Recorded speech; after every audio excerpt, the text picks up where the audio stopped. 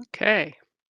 Well, since there's only 10 of us here so far, let's go ahead, even though we've got quite a bit to do this morning, let's go ahead and give them a couple more minutes so we have make sure we have good conversation, but we will still wrap up by 10. Just means we'll get to be super condensed in our conversation.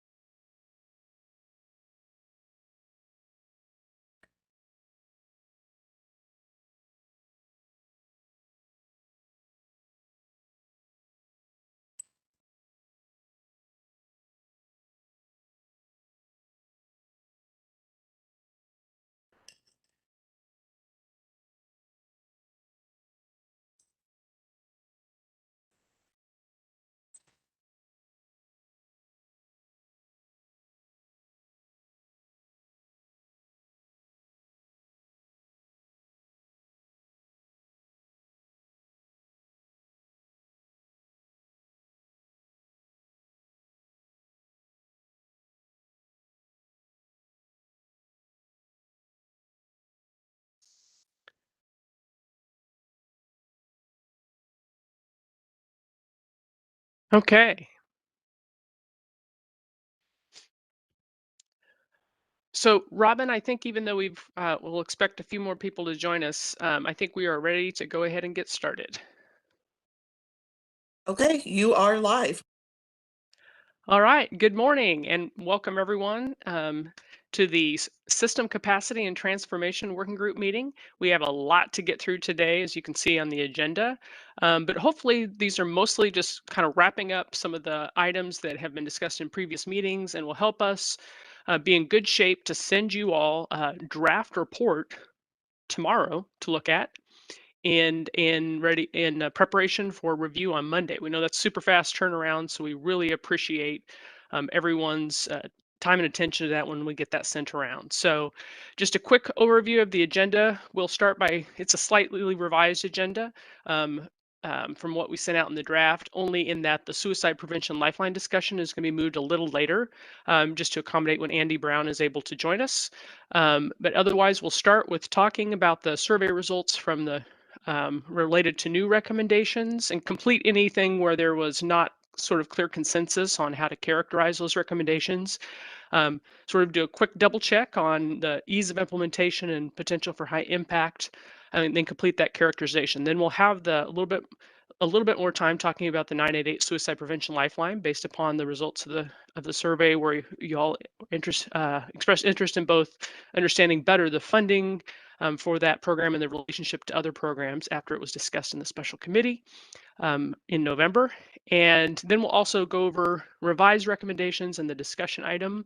The most of those, including the revisions, are very minor, so we will go through theirs really quickly. They don't need to be recharacterized. We've already talked about them before, but wanted to make sure you see them so you can be looking at them when you get the report. And then we'll again talk a little bit about the plan for getting you the draft report and remind you that the next working group meeting of this working group, I believe, is at 2 o'clock on Monday. So, and that your meeting appointment will come from KLRD once the WebEx appointment is set up.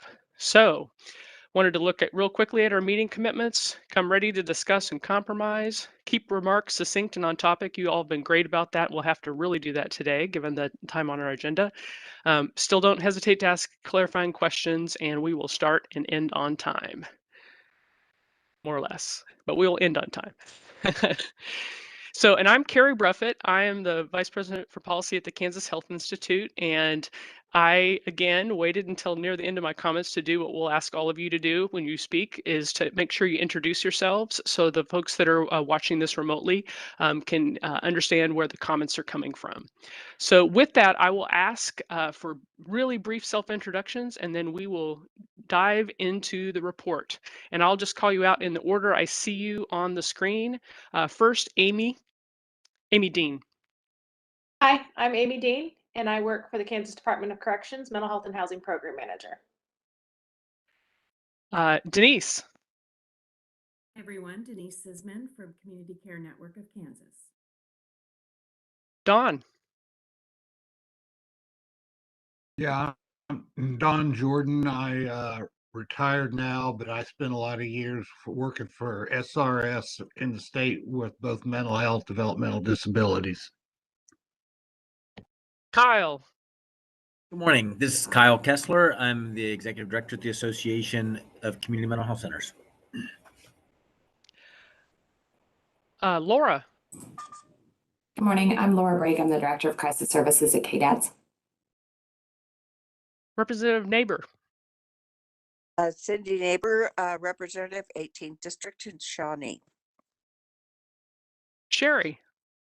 Sherry Shook, Pottawatomie County Attorney. And I think Senator Hawk.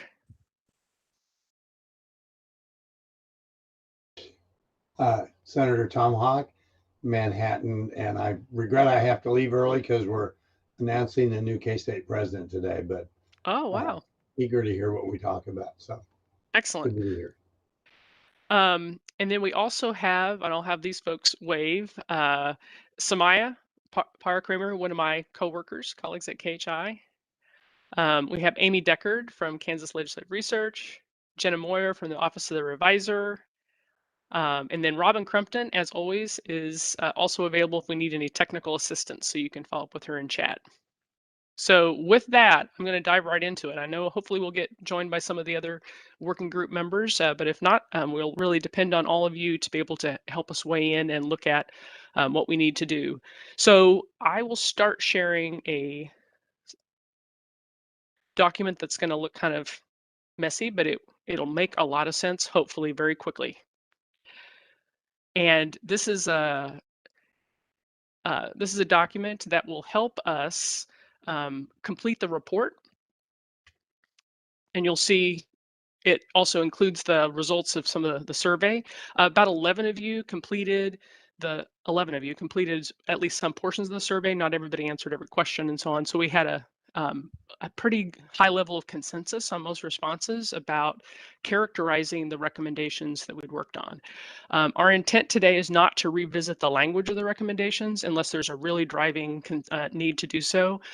There were a couple, I think just on one recommendation where there was suggested language change, and this is on the very first one, very minor also. Just a suggestion, I will read this out loud for those folks who are on the phone.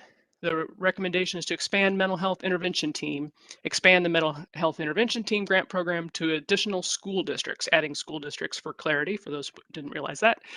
Support continuity and provide a way for students to access services when schools are not open by extending the times of services at schools, utilizing community mental health centers and other mental health providers instead of the word resources for clarity. So that was I think that's the only language edit.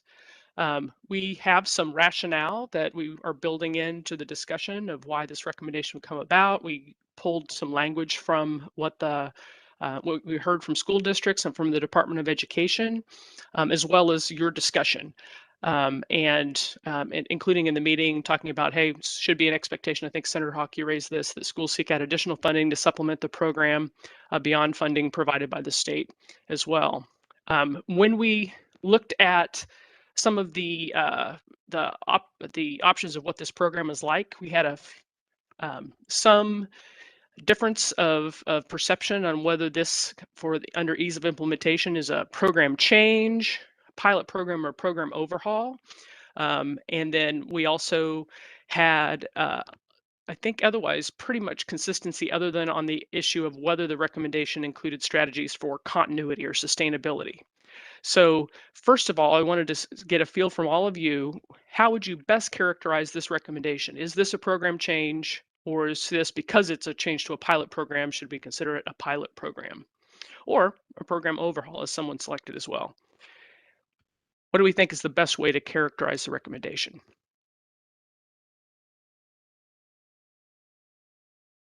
This is Denise Sisman from Community Care, and I'll start. From what I've heard in previous discussions with legislators, as well as with Kyle and his team, it seems like there's enough data coming from the pilot program to rationalize the opportunity and the need to continue this program. So I think I had considered this a program change because I believe that it's not really a pilot program anymore. It has proved itself as an intervention. What do other folks think of that that rationale? That makes sense. Anybody have a different feeling about it? This Well, is I Amy think Dean. it's I would still, agree. I think it's still officially called a pilot program, and there are only 50 some districts out of what, 280. I don't think how many districts we have, 88, 86. um, Again, not to be political. Oh, wait, I guess that's my job too. Um, so I think it's both. I think it's been a pilot for a long time, so you're not wrong about that. But that's still kind of in the name of it. And I think we're trying to encourage districts to use other funds or the legislature to consider putting more funding into this. So do we have to pick just one?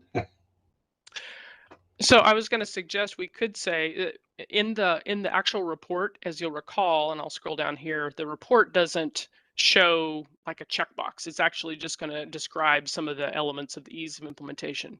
You know, is this, so we could basically say this is an extension of a current pilot program and an expansion program change. So it sort of addresses both. So does that make sense to everybody? We can kind of, I I like think, that. yeah. Okay, we will plan to do that. Hopefully folks are taking good notes for me, so we will be able to do that. The other question is about, does it include strategies for sustainability, or really how does it consider? For those who answered yes, and there were 7 of you who answered one way or the other on this one, how does it consider sustainability? Any thoughts about whether we should characterize it as having sustainability or not? Because that seemed to be one of the areas where we need to come to some resolution this morning. And maybe an example, if you said yes to this, how, what's the sustainability? For example, I don't know how you answered this, Senator Hawk, but maybe you answered because you're asking school district to look for other sources of funding as well.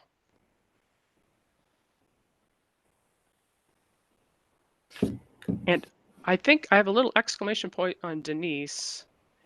I don't think that's her raising her hand, but I think we just lost her video. Hopefully she can hear us. Kyle, I see your hand raised.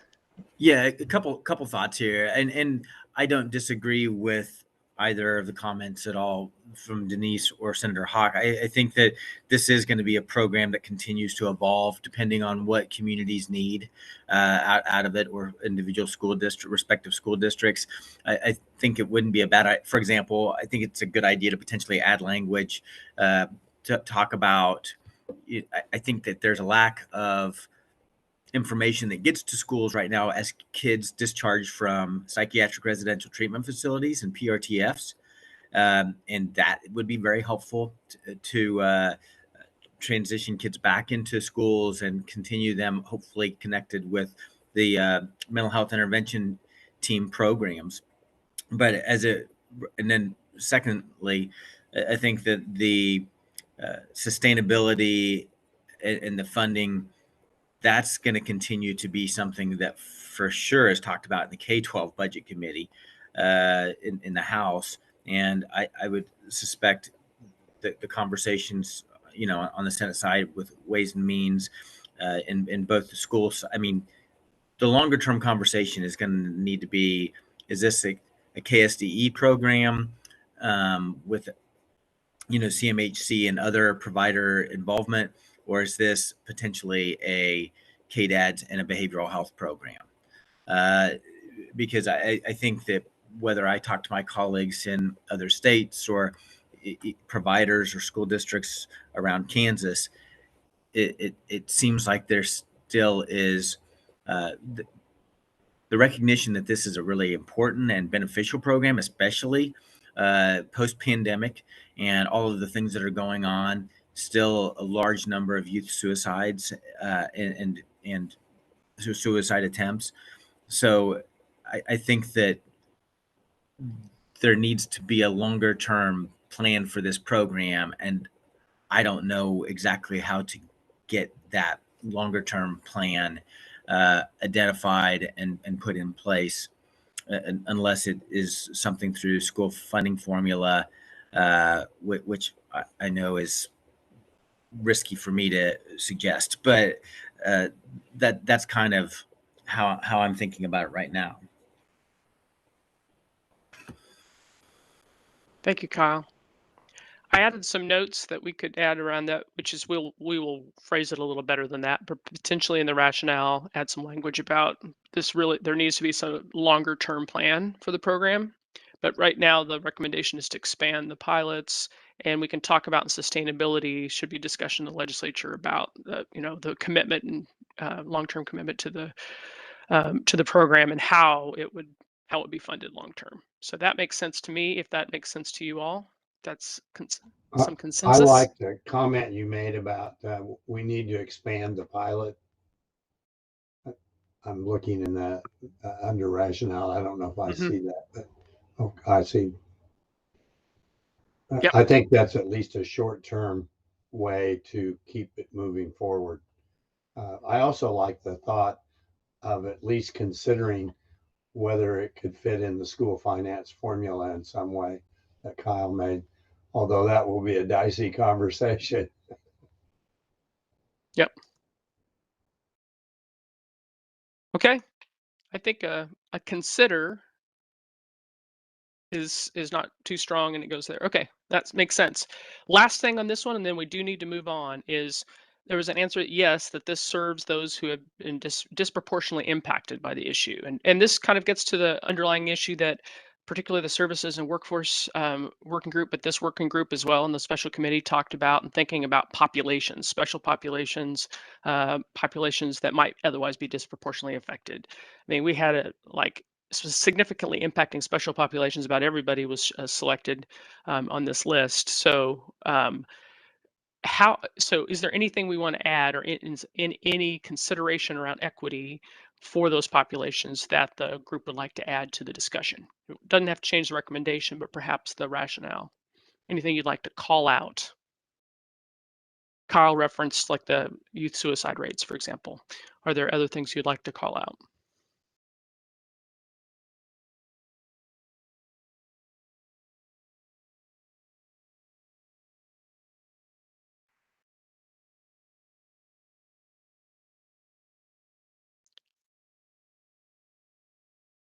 Is there a way to reference that youth suicide rate?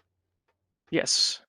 And then that raises the question in my mind, although I don't know how to think about it, in terms of the 988 program, in terms of how that might interface with this, because obviously some of these students are high risk for suicide, and I suspect will take advantage of either the AG's social media suicide hotline or this 988 once that program gets up. Thank you. I think we can definitely do that. We can refer to the materials that were presented by KDHE and to special committee as well. Kyle, do you have your hand raised again, or is that your old hand being raised? Well, it's my old hand, but I would add to what Senator says, because it's kind of a reference to the new mobile crisis response program, and that's going to connect really well, I think, to the mental health intervention team program, as well as the possible link to the PRTFs, and there's continues to be a lack of those beds and that resource in Kansas, which puts more pressure on schools and community mental health centers and other providers to help kids at the community level. But again, when they do transition back to schools, it would be very helpful, I think, to the school personnel and the CMHC or other provider staff to really know what that child's story is, or what the treatment plan is, or how they can continue to keep them there, so we can kind of discontinue some of the revolving door relating to the inpatient care. I took great liberties with what Senator Hawk said. No worries. Okay. Any last thoughts on? I'll move us along to the next one. You'll get a chance to see how this is all reflected in the report language when it comes to you tomorrow as well. But anybody have a different thought before we go? Okay. thank you all. That was a good conversation. So, and you'll see again, this is how it will appear in the report, and we'll incorporate the things we discussed. Oh, I think we didn't have I forgot to do one big thing. So we need the ease of implementation score and potential for high impact. Those of you who've gone through this last year know that the higher the score is, the more straightforward the implementation, the lower the score, the more difficult the implementation, and then the high impact. Again, a lower score is less impact, higher score is higher. Any consensus around a score for, what would somebody throw out there for a score for ease of implementation, given what we've talked about is expanding a pilot and operating as a program change, et cetera, yet also needing to consider long-term sustainability in the school finance formula inclusion. Anyone have an idea? This is helpful for the special committee as they look at different recommendations.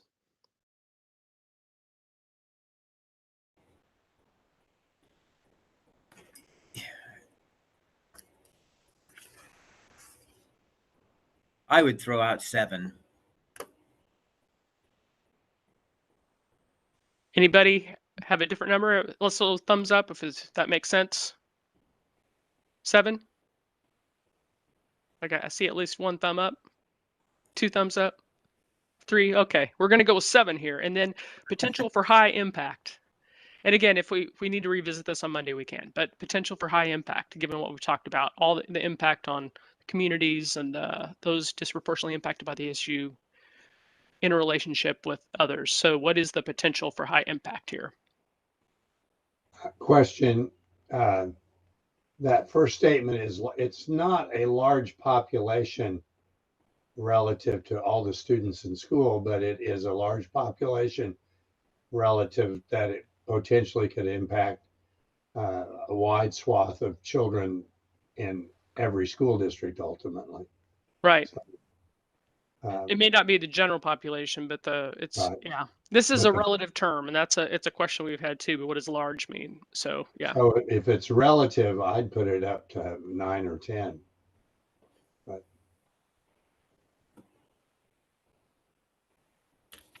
everyone, 9 or 10?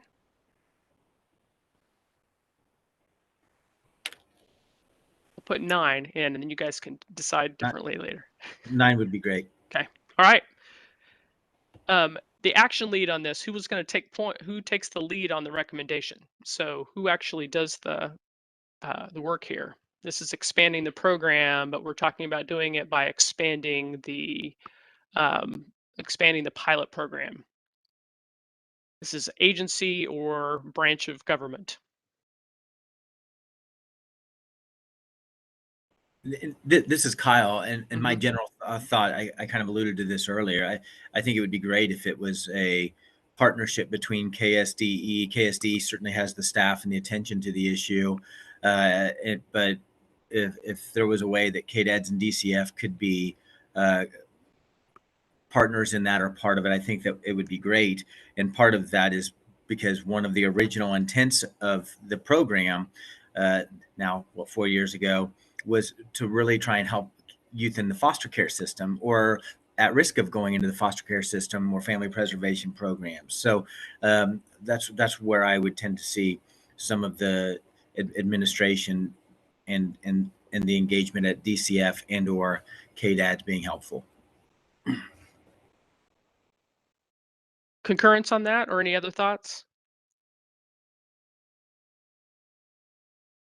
Okay.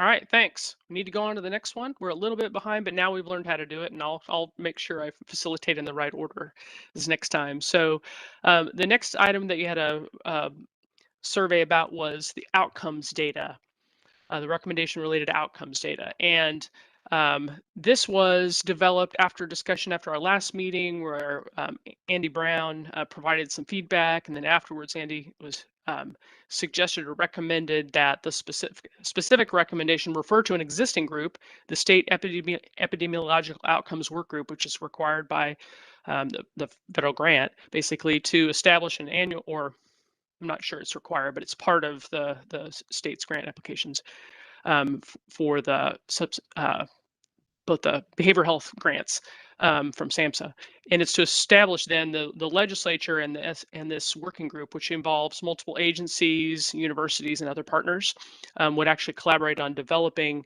an annual legislative report. There already is a report, a profile, behavioral health profile that the SEOW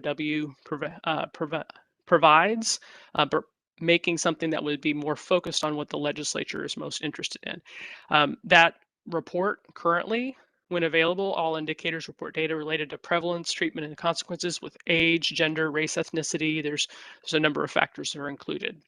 So there was general consensus around most elements of this, but one question was about whether this meets immediate action or strategic importance. Before we decide that, maybe we should talk about some of the other elements as you all think about this recommendation. So there was difference of opinion on whether this is a program change, pilot program, program overhaul. SEOW again exists already, so this would be a meeting with the legislature, but it would also require production of a new report. Any thoughts? And now that we have that context, is there a way? And then also we talked about that it would impact the legislative session, agency budget development systems. They'd have to obviously develop new report format as well. Any thoughts about any of the ease of implementation criteria here? And then we'll come up with a score right while we're talking about it for ease of implementation as well. Do folks have a good idea of what this means? Ish?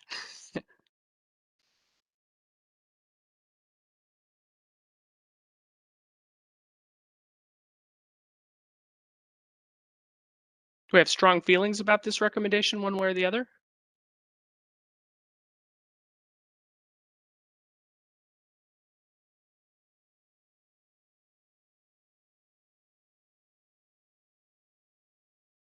Not sensing any. Okay. Let's just ask you just then for the implementation score. Is this something, first of all, do you want to make this recommendation?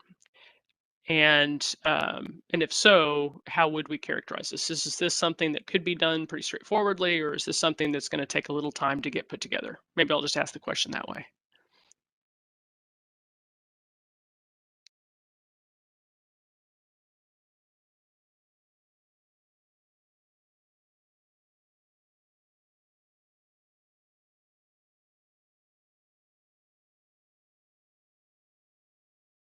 Oh, Sherry, if you're talking, we can't hear you. Oh, you're not? Okay.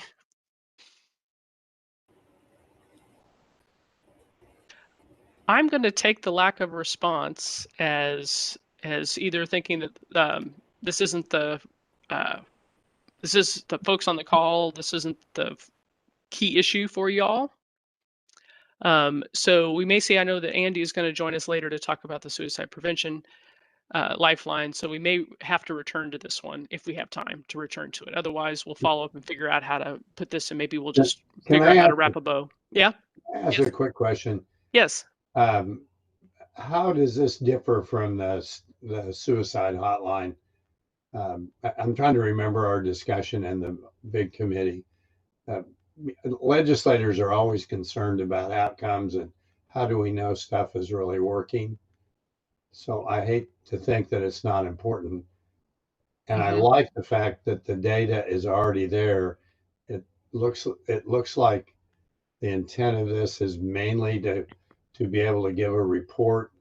And I'm not clear about who that report is going to, if it's to providers or legislature or policymakers or agency heads. The intent, I think, of the recommendation, although this group could change it, would be that sometimes there's been discussion around outcomes data, what's available, and the agency will point back and say, well, we've got this state behavioral health profile, which is an extensive report. Gosh, that's something we could do, but it's maybe so much information that it doesn't necessarily answer the question. So it would be a narrowing of the scope, so that it would be specific to help answer the legislature's questions. So that, I think, was the intent. So mainly It would be legislature. back to the to the legislature. And so the work would be saying, hey, between the state epidemiological outcomes work group and key legislative committees or group of legislators to say what would be most important to you, and then what could we do that would create an annual report. Well, I'd probably make it a program change and give it a 6, but if I had to do that, and What do y'all think? And on impact, since it's going to the legislature, I might only give it a 5. I think it's data that people would like to have, but I think it's going to be a little bit difficult to decide how to boil it down. Yep.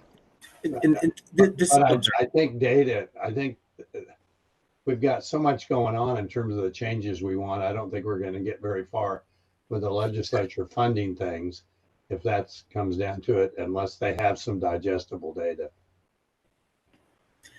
And this is Kyle Kessler with the Association of Community Mental Health Centers. Again, I agree with everything that Senator Hawk said.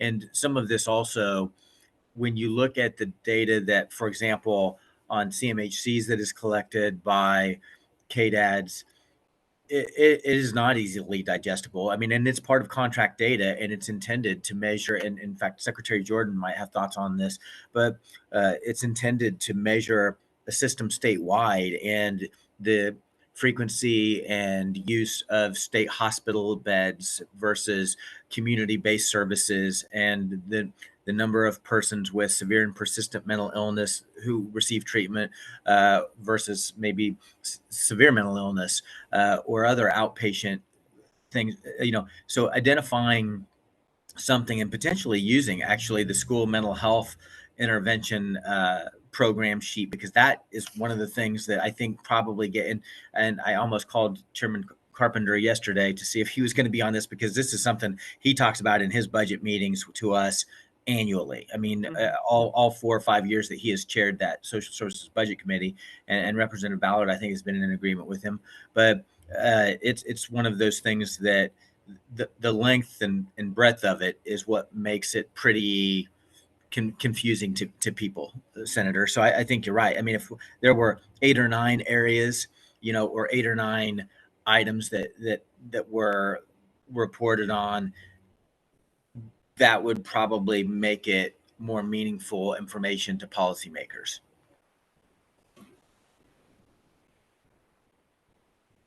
So 5 or 6 would be fine in terms of, and program change is fine as well. Okay. Thank you both. Any other thoughts on that? Folks agree? When you think about that, does that mean this is an immediate action or strategic importance? Is this something that could be implemented within 2 years, or is it going to take a couple years? I mean, you need to start on it right away, but implementation takes longer. And I think it's in the overall for all recommendations to think about. It's easy to always put everything in immediate action, and this one may fit in immediate action. But there are some things that are strategic importance that doesn't make it second tier or lower priority at all. My hunch is it's going to take a while because there's so much data, as I hear it, program data, and we have a lot of things we're changing. So being able to get that into a manageable 5 or 6 key areas may not be easy to do. So I'd put it in an intermediate thing. I don't think you want it 10 years into the future, right. But I'm not sure that, and the people who actually do this, if they're on the WebEx here, might have a better sense about that. Okay. I think this has been very helpful. We can return and have some follow up with Andy when he gets here as well. But I think we have mostly what we need. The action lead, I think, is the other thing we would see. We had assumed, but let's see what you guys think about this. The action lead would be the state epidemiological outcomes work group. And then is the key collaborator the legislature then? Is that who we've talked about, sort of who the key legislative committees, or How would you describe that, Senator? That makes sense to me right now. Okay. We can return to this. Okay, the health committees, basically. I'll do better when I describe that in the report. All right, thank you. Now let's move on and talk about a new recommendation that had been proposed around competency evaluation and restoration. This was to provide funding for community mental health centers to conduct mobile competency evaluation and competency restoration.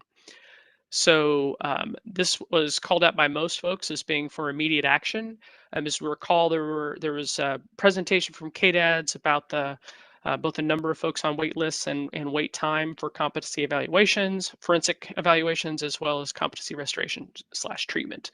And um, afterwards, I've got some data this morning that I can send out to the working group too, from Scott Bruner from KDADS about the number of counties. 40 counties currently have at least one person either waiting for evaluation or restoration for treatment. And so that is not every county, and certainly the largest number are in the largest counties, as you might expect, but there are some throughout the state that are impacted. We had consensus really around the immediate action of this language, but we had a question about whether it was benefiting a large population, had a difference of opinion. Mostly, most responded no, but if there's anybody else that thinks differently, just we'd want to know about that. Cost is a barrier to implementation. I think, Kyle, I would ask, I don't know what this looks like in terms of, it was proposed as potentially a pilot or just an initial response, a program. Is cost a barrier to implementation, and is there any kind of potential estimate of what the cost might be? I don't have I don't think a fiscal note on it would be difficult to achieve. I mean, even if you estimate the number of persons that would receive the competency restoration, worst case scenario is you attach a dollar amount to it, and once that money's gone, it's gone. But I mean, there's because this won't be, I don't think, any kind of Medicaid reimbursable program. Or I can't think of how it would be, but and maybe Laura or KDADS would have some other thoughts on this. But I think that it's worth pursuing based on what I hear at the local level, both in the state mental health hospital areas, but also with law enforcement and the courts. I would tend to give it a pretty high score for pursuing, but in ease of implementation, it could be anywhere from 3 to 8, depending on if you're trying to just get 4 or 5 mental health centers interested in it, or see who's interested in doing it, versus trying to mandate it across the state. Because again, workforce capacity for at least, well, I would say all of the community mental health centers and probably all of the healthcare providers around the state is an issue. But seeing what kind of interest there would be probably is the first step. And there would certainly be some, but I just don't know where those pockets are at.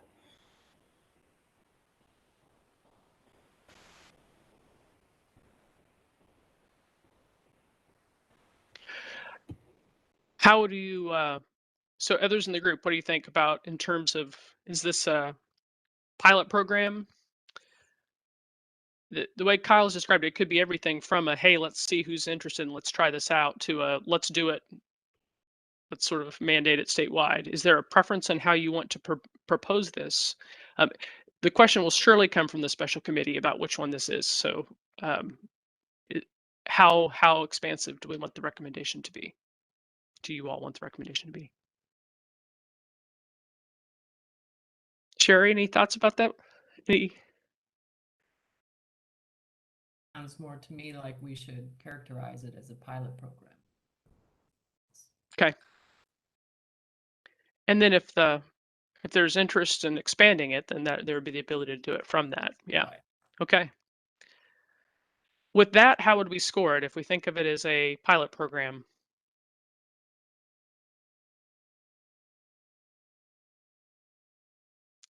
Kai, what did you say on the top end? An 8 if it was pilot. So yeah. Yes. Okay. How about the potential for high impact? It's not a lot of people, but a lot of impact on the people that are impacted, including localities. What do we think about that? Potential for high impact score. Based on, again, this is Kyle, based on what the judges had said, I would put it at a 7 or 8. I was looking across to see if Spence or anyone from the courts was on, because I think they're a better assessor of this. But this seems like it would be helpful to the state hospitals as well. I mean, even if it frees up a handful of beds. Well, just, this is Sherry. Just having, I mean, certainly we have defendants, in my case, who need competency evaluations, and getting them to a state hospital is literally has become almost months. It's gone beyond just weeks, but to actual months to try and get them. And I'm looking more at the competent restoration once we can have a evaluation. So I think the impact would be fairly high if we could have localized. So what would you 8 or 9? I would say at least an 8, maybe 9.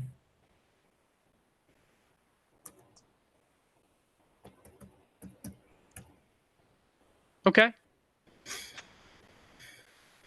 There was a question about, does this serve those who've been disproportionately impacted by the issue? Basically, does it address inequities? And some of the discussion about that weight before, there was just talk about due process and access. So is that, there was split thoughts on basically on how to present the recommendation, but do we think it does address inequities?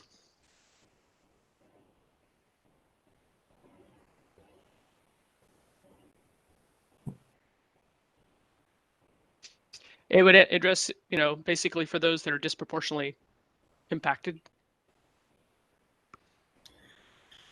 Yeah. Again, yes, based on what the judge said in our last meeting, there are some substantial due process issues here.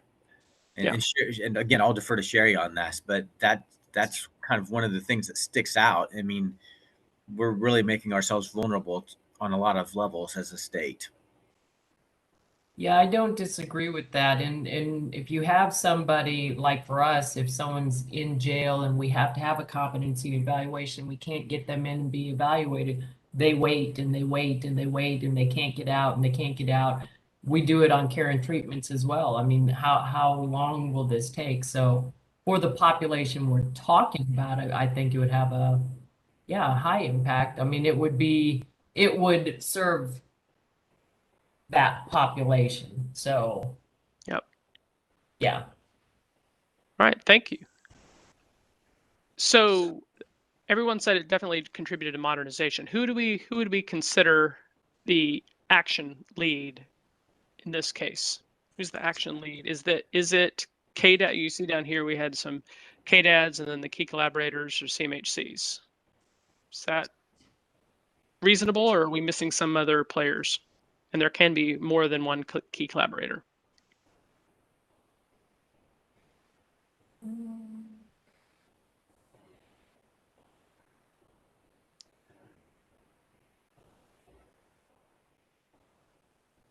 Is there any Sherry, should we reference any either, prosecutors' offices or courts as a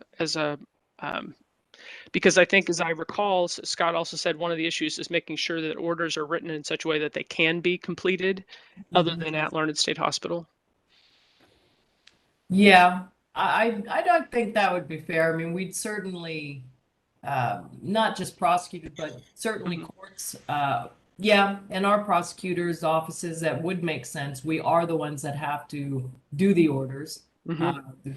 So that does make sense to Okay, at least be part of that group. right. And Sherry and Carrie, this is Kyle again. And so is OJA specifically? I'm always cautious about volunteering anybody else, Right. but does that help with both the judges and the prosecutors, or should it be the County and District Attorneys Association specifically? Well, I am a member of KCDAA, obviously, and on the e-board there. I almost think I would like to take this to them and make that. I don't know if OJA, I'm like you, Kyle. I'm not going to volunteer somebody. And Yeah. that's a good idea. Yeah. OJA does set a lot of standards. It would seem to make sense that they would, since it has to come from, I mean, the courts and from us and defense. And so it would seem that would probably be better with OJA. But as prosecutors, we are charged with making sure the due process rights of everybody are followed too. So I can follow up with Spence as well, specifically, and then between now and the meeting, and then we could see how that for characterization. That would be helpful. And yes. and Steve Kearney's always excited when I volunteer him for new things. So Good. he'll be happy. The next couple new recommendations before we have Andy join us to talk about the suicide prevention hotline is where the regional specialty courts, venue transfer, and the specialty court coordinators. We did not send a poll out around that. We actually had sent something to Judge Wanell and to work with other judges on some of the language.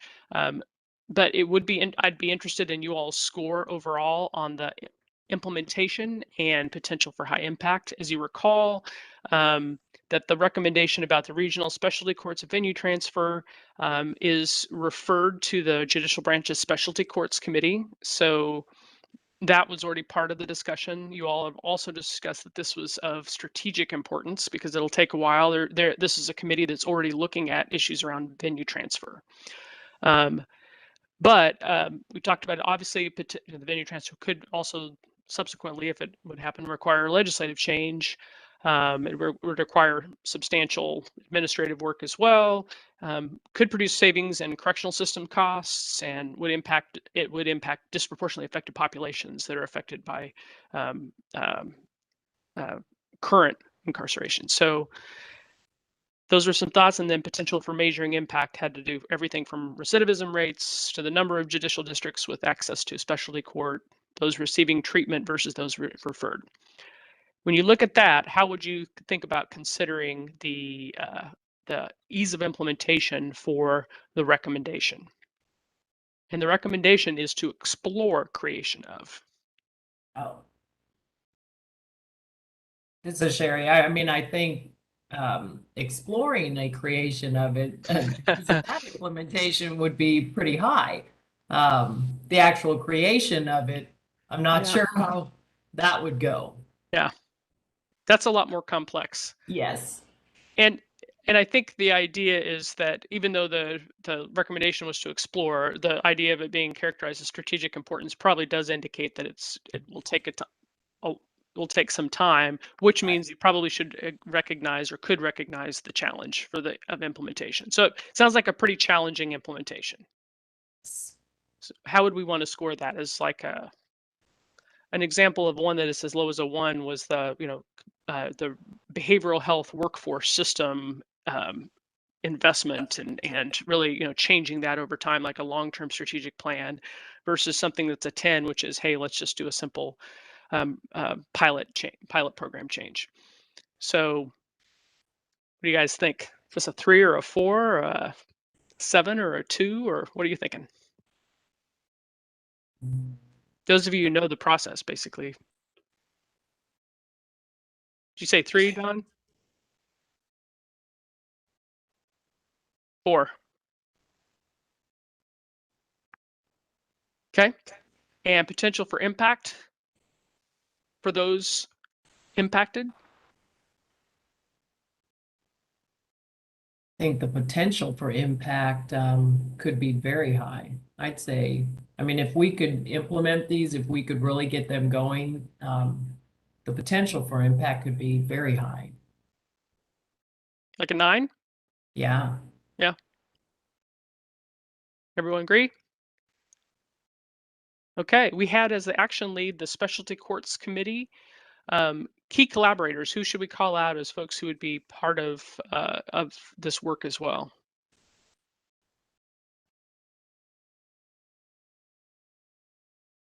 Well, here I think you would definitely have to have, I mean, you would have to get OJA involved because we would have to know how we're going to, who's going to have the venue, how are we going to do this transfer? So yeah, legislation, OJA, those I think are going to be your biggest ones. Great. And the legislature, yeah. All right. Thank you. I think we're good on that one. Specialty court coordinators. This was the other recommendation, slight change just to make sure it's clear. It's judicial districts again to clarify. But other than that, this was an immediate action, would require funding. Judge Wannell pointed out that House Bill 2361, which passed the House and has been referred to the Senate Judiciary Committee, actually would establish a specialty court funding advisory committee within the judicial branch to, among other things, evaluate resources available and secure funding to operate the courts, recommend to the judicial administrator the allocation of resources among the various specialty courts as well. So there is a structure for the determination of the funding here as well. So in many ways, the provide funding for the judicial districts to hire specialty court coordinators fits within, I think that's one of the things the judge was saying, that potentially fits within a bill that already exists, 2361. So this recommendation might be seen as advancing or supporting that legislation. That's passed one house, but not the other. With that characterization, it still would require funding. Requires we would say that it includes the agency budget development. You know, we'd have to the committee has to be created, and then would have to act out. The advisory committee would have to act out. It could produce cost savings and correctional system costs. Many of the same criteria would apply to here as applied to just the idea of the regional specialty courts. But this is just sort of the manning or the personnel staffing, the workforce related to supporting the specialty courts. Everyone still feel pretty strongly about this recommendation as an immediate action?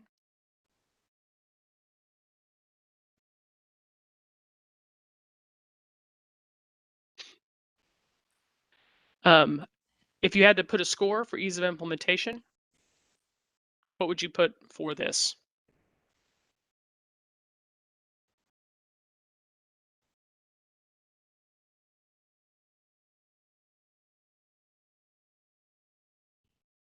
I could also follow up with Judge Wannell, who was in a hearing today, so was unable to join us, but was going to try to join if he could.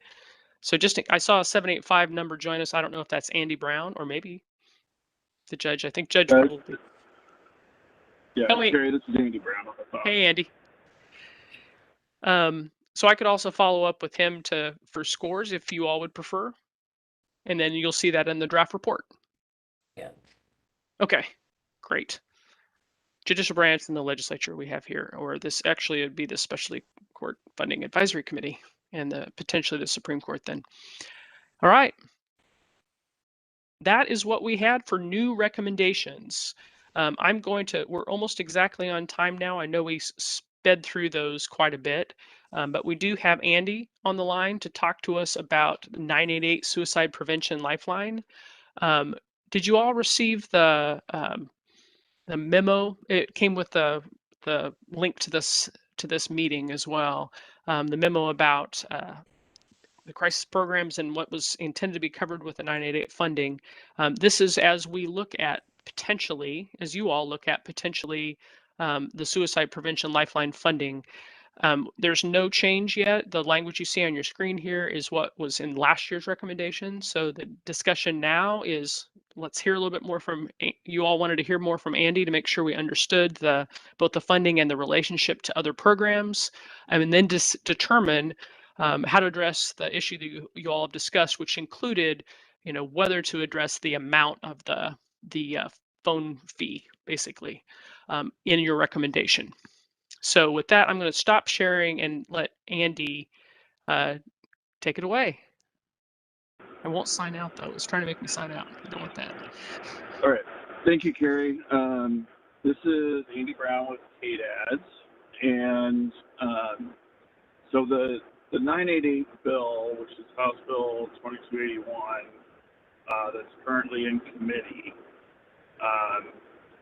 has a fiscal note attached to it that the KLRD, I think, determined that there was about $17.4 million that would potentially be raised last year, or this year, however you want to look at it, for the amount of the levy that was on the mobile phones. And so, depending on how the bill gets worked in committee, there's a lot of variation that could potentially occur around how much funds are actually generated or put into that 988 fund that's created by the bill. So the answer to how much money will it generate, we targeted initially, I believe, a 50-cent user fee on the mobile phones, and that would have generated then that $17.4 million. So if when the bill is being worked, that amount goes up or down, that would impact how much funds are generated. Also, I don't think KLRD has done an updated estimate for how much money might be generated this year or next year. So we're still working with that $17.4 million. So the handout that you guys received lays out some of the things that funds might potentially be used for at that $17.4 million level. So obviously, the less funds that are generated, the fewer of those things we'll be able to do. And, the 988 system will be here July 16th of 2022. That's happening at the national level, so we don't have any control over when that happens. We're still waiting to find out sort of what additional information may come out at the federal level about 988. Just 2 weeks ago, the FCC announced that they were adding the ability to text 988 to the phone system.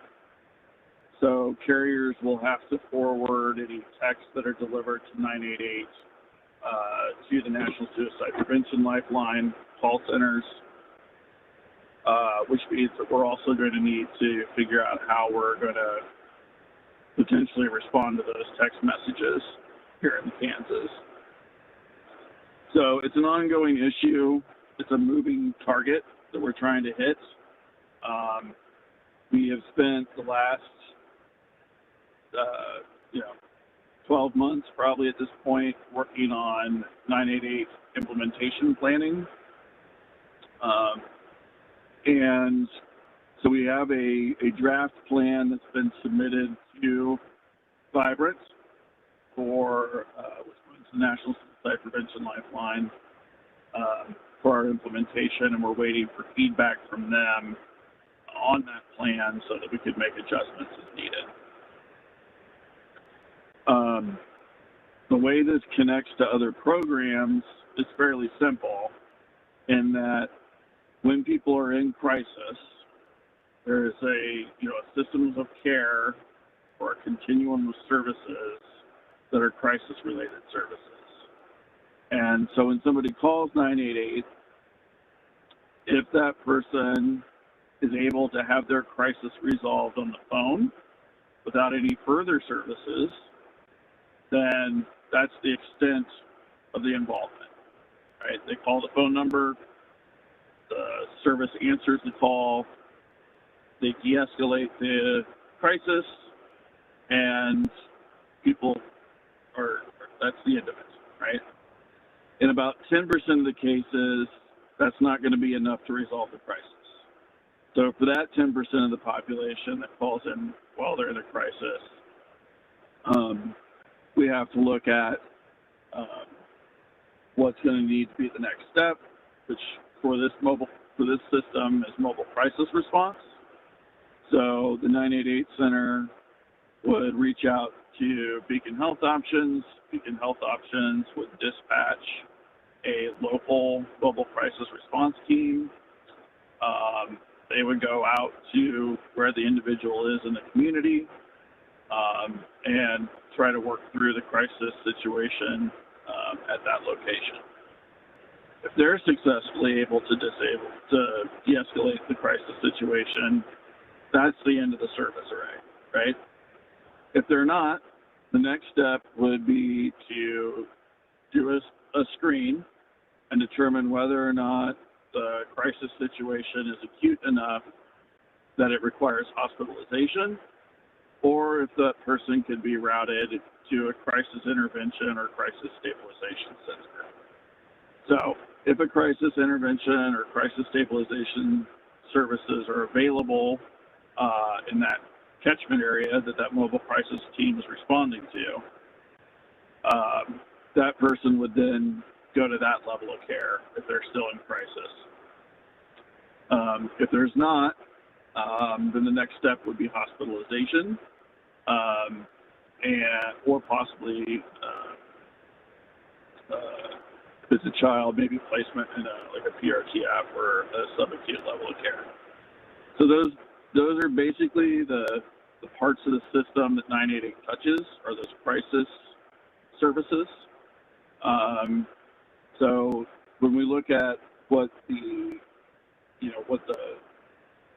effort is around suicide prevention, right?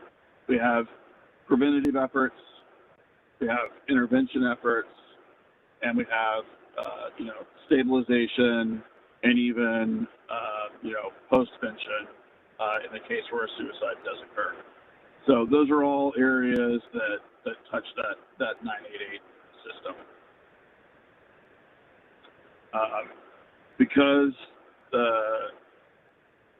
the overall cost of that crisis system is significantly more than the amount of funding that this bill would generate, we look at how we braid funding. And so on the handout, there's an example of that from Washington State and how Washington braids their funding together to respond and provide those Crisis Now services. But this basically involves money from our block grants from SAMHSA. It involves federal FMAP for Medicaid services. It involves state general fund dollars. This bill creates a new source of funding that we can braid into that, which would be from a fee that would be allocated to the mobile phones. So that's the explanation of how it all fits together, and I'd be happy to try to answer questions if somebody has questions.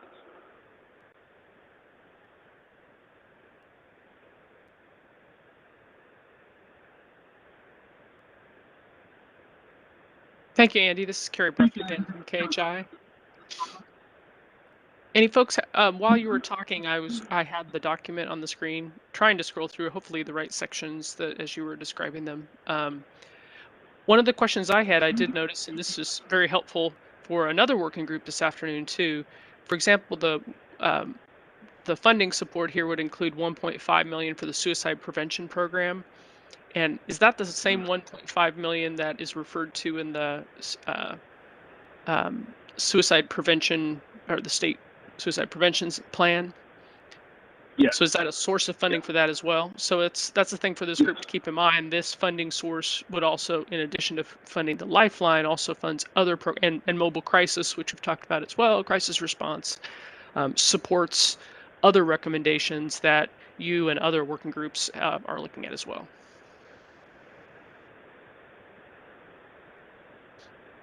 Any questions for Andy? Did that help answer some questions? And Andy, we had a couple folks who had to drop off of the line, but for those still on the line.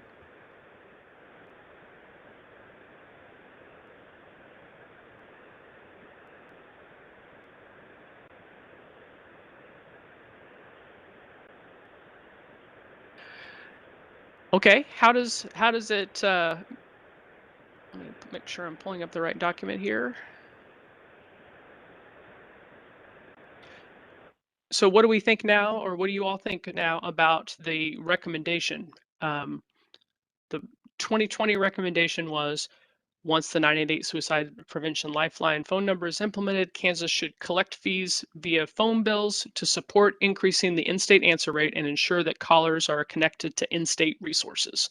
And what Andy just went over was the way that the phone bill fee would support that. There had been discussion about whether to talk specifically about the amount of the phone fee, which is the 50 cent, or to consider some different amount and or to not reference the amount. Thoughts from this group after what, and I know we've lost Senator Hawk, who had to go to the K-State president announcement, but other thoughts from the group about how we should proceed in the report this year?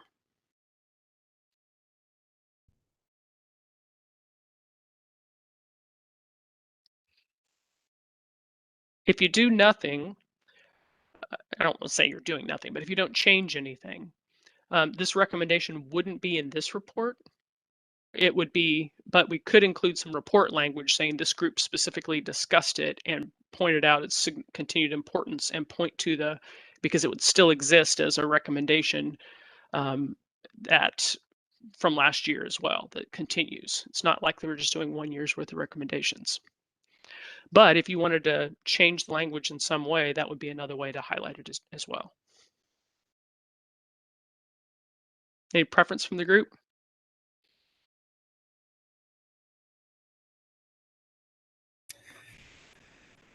This is Kyle Kessler. I think that it feels like we should have something more. I mean, this is an issue that has heightened importance in getting things done and moving this year compared to last year, which was we can be in the information and education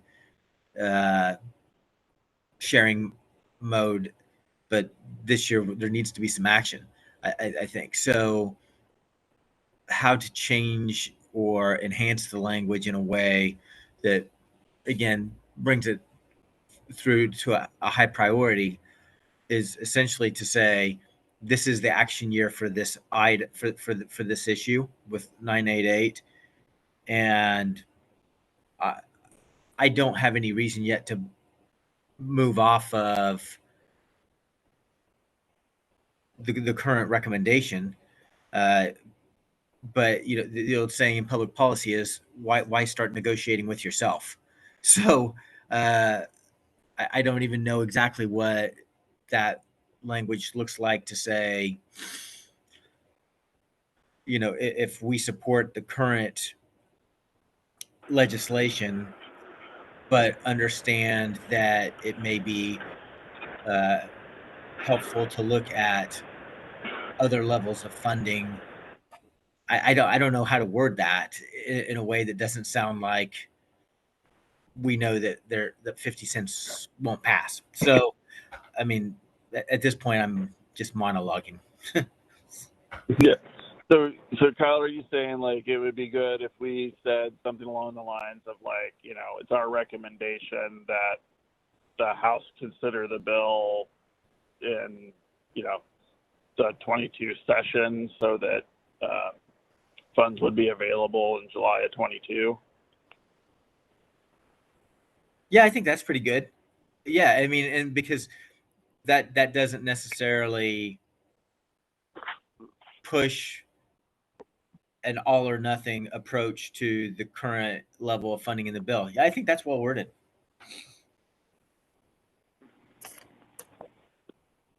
Andy, and that bill is 2281, right?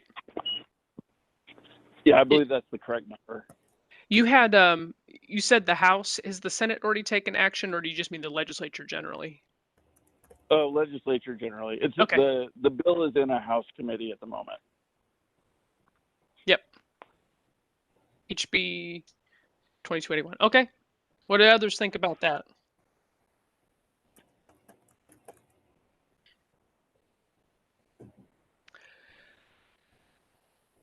Concurrence? Anybody? Let me ask for anybody have a different perspective.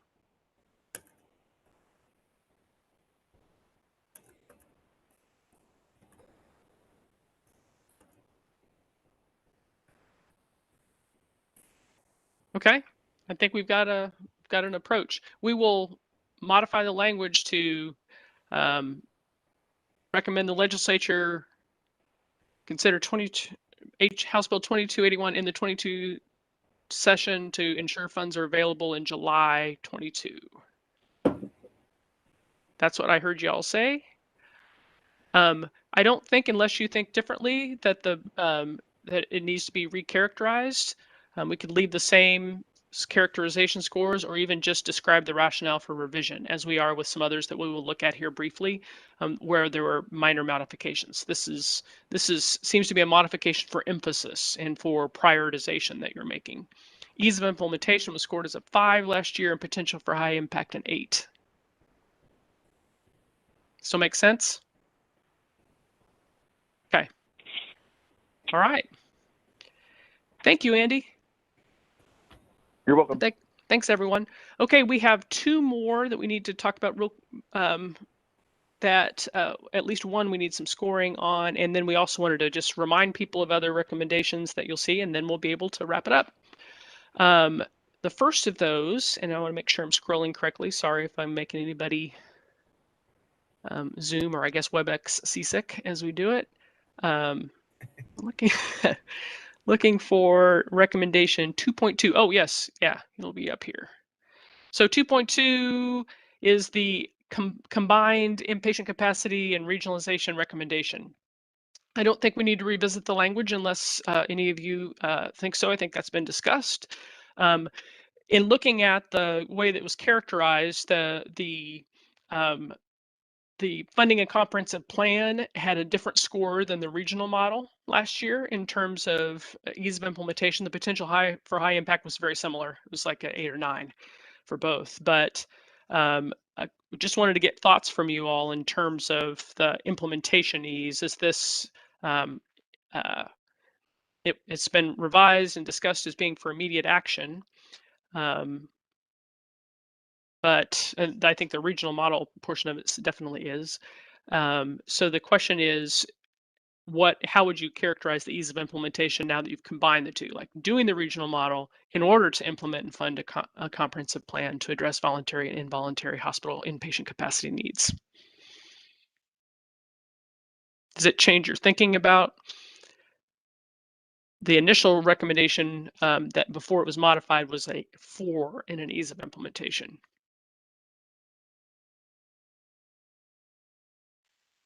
And again, these are not, you didn't rescore them this year. These are the scores from last year for the 2 separate recommendations that now you've combined.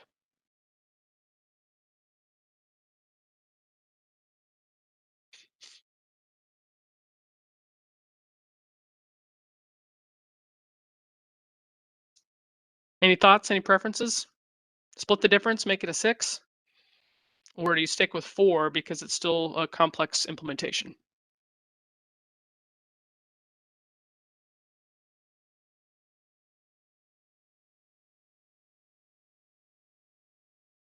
Four?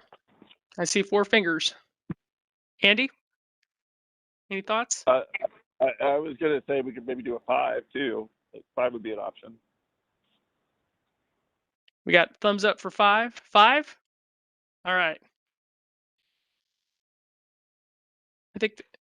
Thank you very much. I think that's, make sure that's highlighted so we see what that is.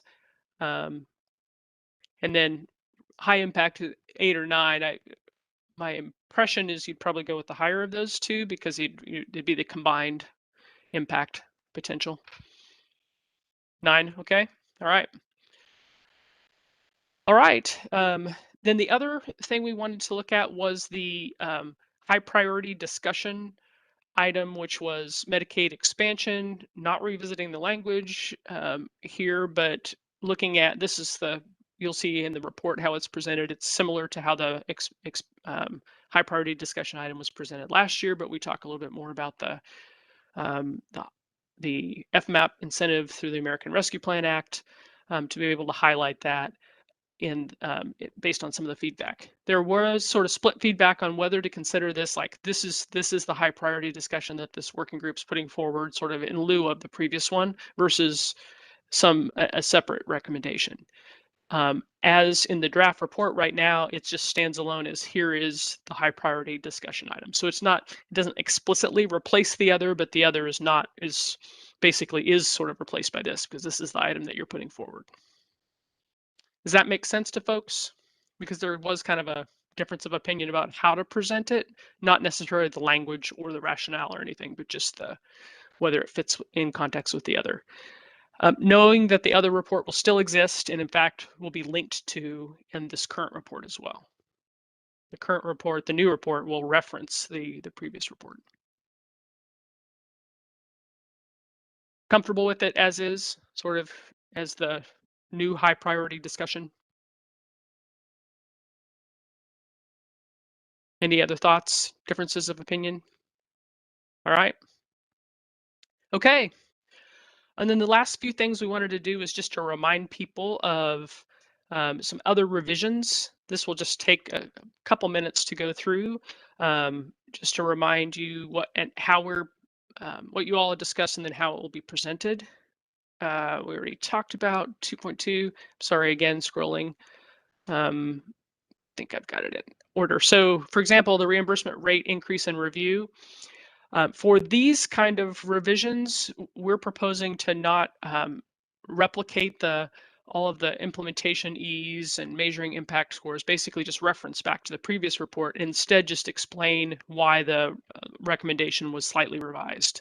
And so in the case of this, it was adding, for clarification, all providers of behavioral health services and talking about the increase in reimbursement rates. Not that that makes it a small recommendation, I mean, a small difference. It actually potentially has a difference in how it's being interpreted, would have a difference in the fiscal note as well. But that's how we propose to do it. Any different thoughts about it? Same for, scroll down to the discussion of, some revised recommendations. The revised recommendations for correctional employees, we added the state correctional employees, correctional facilities, as well as local jails and detention centers. So it was, again, the revision is to say, hey, we think this should be something that's provided to local units as well. You also, for 8.3, law enforcement referrals, added inpatient, residential, and outpatient services for clarity in terms of increasing utilization and evidence-based SUD referral and treatment for services with people with law enforcement contact. This seemed to be primarily a technical correction or a technical clarification. With defining crossover youth population, this is a little bit more substantive in that specifically we reflected what we heard from Spence about, you all reflected what you heard from Spence about the statewide working group that has actually developed recommendations. They haven't necessarily been universally adopted or uniformly adopted across the state. So coordinating with juvenile corrections advisory boards, which exist in every judicial district, would help ensure local implementation aligns with those recommendations. So it's a implementation edition. And then finally, the last two, with system transformation, under the integration element, there was for example, was added to clarify that there are other ways to promote integrated care other than adopting those coding practices, while those are the one critical step towards integration. And 9.5 primarily was the removal of this is family psychotherapy, was a removal of the language about it being applicable to children in PRTFs based upon the feedback from the federal government that it's not approvable for children in a PRTF. But then there was some language also added to clarify why this is an important recommendation. And based on feedback, we also got feedback from some other members about the kind of services that are offered or can be billed using this code. Any thoughts about that very fast? Because you'll see all of this in the report, but did we miss anything in those less extensive revisions that you all have talked about previously?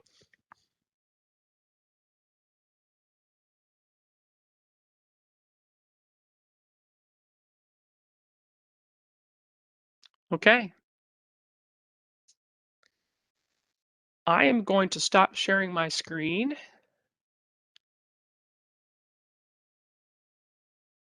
And thank all of you who participated today. I know this is, we're getting through the heavy work, and you'll get to see a report pretty soon that wraps up all the work that you've done. Thank you to those who completed the survey, not just this one, but the previous ones as well, that helped us hopefully represent all your thoughts and made this meeting go pretty smoothly. I know there's still some work to be done. Andy, I may follow up with you. There was some question about on the scoring for the SEOW, the outcomes data recommendation. So I'll send you some of the language that was discussed, unless anyone wants to explicitly discuss that right now as well. They wanted to make sure, I think in the end, it was considered for strategic importance, and but there were some questions about how to, who would we consider sort of the lead. We considered that the state epidemiological outcomes work group is the lead, and then potentially the legislative committees, or maybe some key committees being the collaborators, those that would help them develop it. But any feedback that you could provide on that, I think, would be helpful to the final report. Yeah, Carrie, I'd be happy to look over it if you want to send it to me. Will do. All right. And with that, then, our plan is to get you all a draft of the report tomorrow. And it may be a full draft of the report, or it may just be the guts, which are the parts that we've gone over here, the recommendation parts. We have our communications team at KHI is looking right now at all the sort of introductory material and the appendices. So if those are done as well, we will send those out. And then we will be meeting, you all will be meeting at 2 o'clock on Monday for ratification. So it's just a 1-hour meeting. And that will be the last chance for any revisions to make sure we capture everything here correctly in the discussion. And if there's anything that comes up in our follow-up conversations, for example, with Judge Wanell or with Andy, that you can make sure that you all understand and agree to, and then that will be the ratification of the report. You will receive the entire, well, whether it's the guts or the full report, you'll receive recommendations that even the other working groups are looking at. So in the email, it'll indicate sort of which sections for you to look at. You're welcome to look at the whole report. The part that you will be ratifying are the recommendations that you all discussed. Unlike last year, we are not organizing the report by working group specifically, because the working groups, we wanted to preserve the order, the numbering order of the recommendations. So most of this group's recommendations that you're looking at will be in one section, but all of your topic 2, which is the funding and accessibility, it comes a little bit earlier in the report. But we will, again, have a sort of a how to read this report for you to look at with the email that goes out with that report. All right, and then there is a special committee meeting on December 10th. The intent, I believe, and I'll defer to KLRD, I think the intent at this time is for the committee will be presenting, working group will be presenting the recommendations, and the committee will be discussing, but the committee may ratify or adopt its own report that day as well. So hopefully you'll be able to join the special committee meeting on the 10th. Monday, we'll also be discussing who will be presenting what part of recommendations to the special committee on Friday, on next Friday, the 10th. It's been a really fast effort to get where we are so far, so we really appreciate everybody's time. Any last thoughts or questions? Anything we've missed? And Samaya, anything I've missed to do? Not that I'm aware of. Thanks, Samaya. Okay. I'll look at my comment just in the chat to make sure, but nope. I think that's it. Thank you very much. Enjoy the rest of your day, and be watching your email for the draft report. And we'll see you all on Monday. Have a good weekend too.